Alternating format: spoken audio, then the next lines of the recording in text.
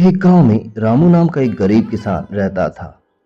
वह अपनी पत्नी गीता के साथ एक छोटे से मिट्टी के घर में रहता था। रामू के पास खेती करने के लिए बहुत कम जमीन थी और उसकी आमदनी इतनी कम थी कि वह दो वक्त की रोटी भी मुश्किल से जुटा पाता था। गांव वाले उसकी गरीबी का मजाक उड़ाते थे और उसे हमेशा नीचा दिखाने की कोशिश करते थे। एक दिन रामू खेत में काम कर रहा था। अचानक उसकी कुदाल किसी कठोर सी चीज से टकराई। उसने ध्यान से देखा तो पाया कि वह एक पुरानी मिट्टी का बर्तन है। उसने बर्तन को उठाया और साफ किया। बर्तन में कुछ अजीब निशान थे। रामू ने उसे घर ले जाने का फैसला किया। घर पहुंचकर उसने बर्तन को गीता को दिखाया। गीता ने कहा, यह तो पुराना लगता है, इससे क्या करोगे? रामू ने कहा, इसमें कुछ तो खास है। उसने बर्तन को रसोई में रख दिया।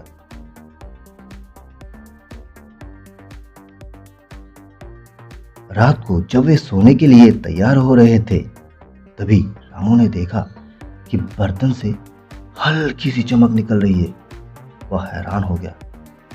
उसने बर्तन को उठाया और उसमें झांक कर देखा।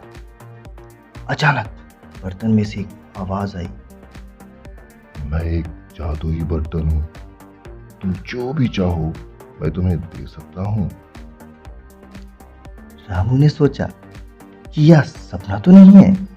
उसने कहा, अगर तुम सच में जादुई हो तो मुझे थोड़ा सा अनाज दे दो। उसी पल बर्तन में गेहूं भर गया। रामू और गीता खुशी से झूम उठे।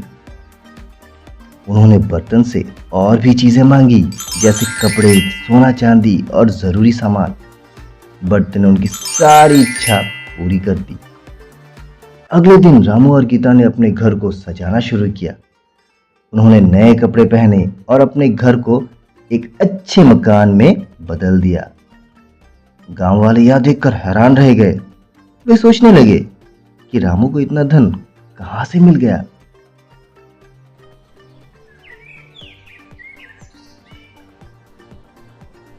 कुछ दिनों बाद गांव के लोग रामू के पास आए और उससे पूछा, अरे रामू, तुम्हारे पास इतना धन कहां से आ गया? क्या तुमने कोई खजाना खोज लिया? रामू ने मुस्कुराते हुए कहा, हाँ, मुझे एक जादुई बर्तन मिला है। यह मेरी हर इच्छा पूरी करता है। गांव वाले उसकी बात पर हंसने लगे।